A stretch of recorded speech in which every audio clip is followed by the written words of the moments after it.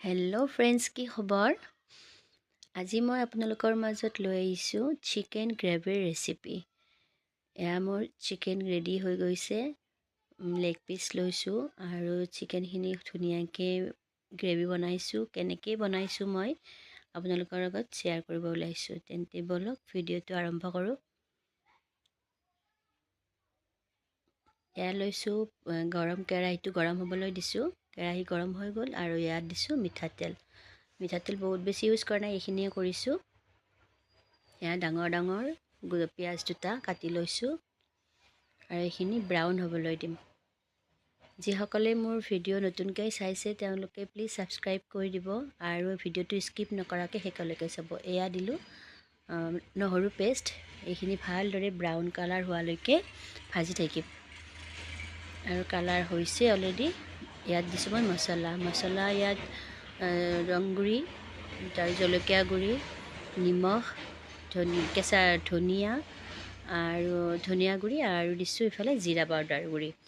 এই 5বিধ মছলা ইউজ কৰিছোঁ। আৰু ইয়াত মই বিলাহী ৰাউণ্ডকৈ কাটি দিছোঁ। বিলাহীৰ গুটিখিনি ওলাই দিছোঁ মই।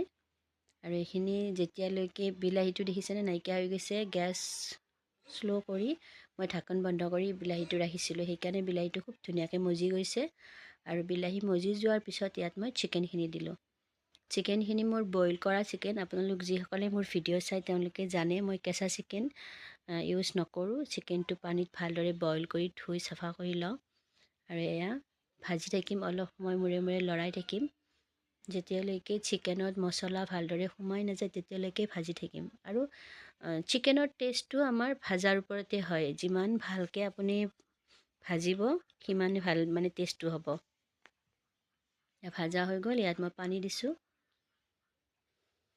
পানী অকণমান দিছোঁ, বহুত বেছি দিয়া নাই। পানী একেবাৰতে বেছি পানী দিলে টেষ্ট নহয়। সেয়া পানীখিনি আকৌ কমি গৈছে, নাইকিয়া হৈ গৈছে।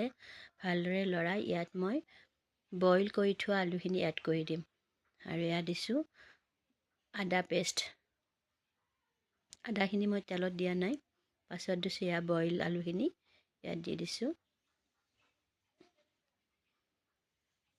ভালদৰে লৰাই আলুত ইয়াৰ মছলাৰ যিখিনি টেষ্ট আছে সোমাই যোৱালৈকে ভালদৰে লৰাই দিছোঁ। আৰু এয়া পানী দিছোঁ অকণমান। পানী দি আকৌ মই পানীখিনি এবজৰ্ব হোৱালৈকে ৰাখি দিম। আৰু এয়া দিছোঁ গৰম মছলা, ডালচেনি, ইলাচি আৰু লং, এয়া তেজপাত। আৰু শেষত মই দুটামান কেঁচা জলকীয়া দিছোঁ। এয়া হৈ গ'ল। এয়া মোৰ ফাইনেল লুক। চ' থেংক ইউ।